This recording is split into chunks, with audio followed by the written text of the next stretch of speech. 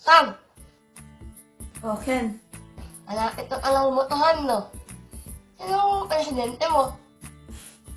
Sus. Kailangan pa ba itanong yan? Sino pa ba iboboto ko? Eh di si... Duterte lang naman. Gusto mo yun? Umapatay ng mga adik yun eh. Ayun nga yung maganda eh. Eh di mababawasan na yung mga adik. Diba? Ayaw ko paano naman ako? Bakit?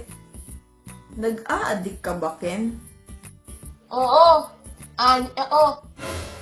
Adik sa'yo. Adik sa'yo, awit sa akin ng sawa.